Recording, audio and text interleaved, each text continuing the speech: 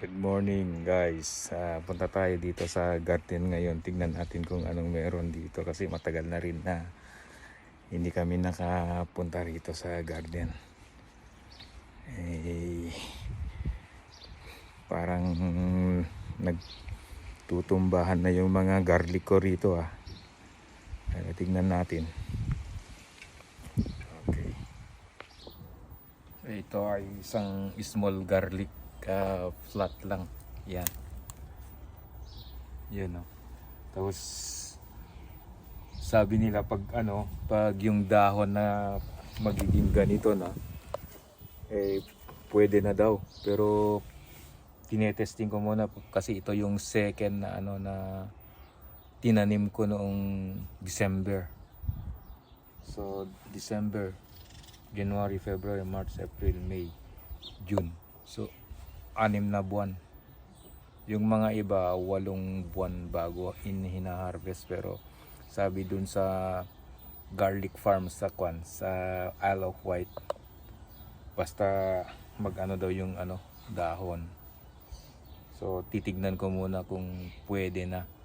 So pakita ko guys yung yung laman niya, kung pwede na o meron na. Okay, see you later. So tetest tayo ngayon ng isang puno.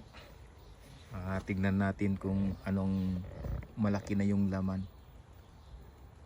So, testingin natin tong una. Ayan.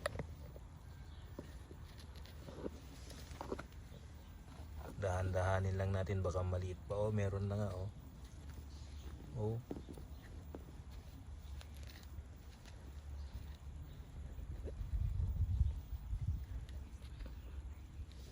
Tama guys, meron na, at saka na siya, ready na. Kaya ito gusto ko yung para may mag-mature ng husto, para may pangkuhaan ng binhi sa susunod. Yan. Ito na lang siguro una yung yung mga una dito ang kukuhaan ko. Kasi mas matagal ito eh.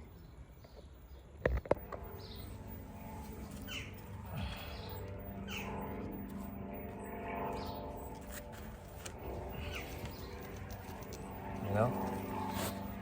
Lagi guys.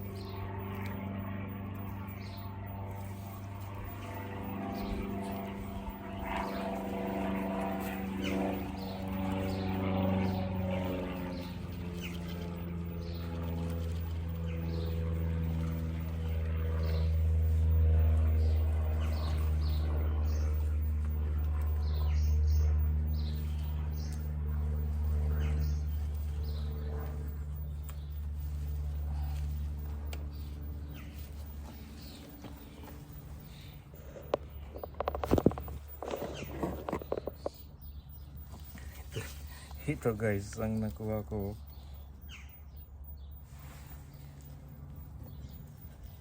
Meron na ngang laman talaga oh.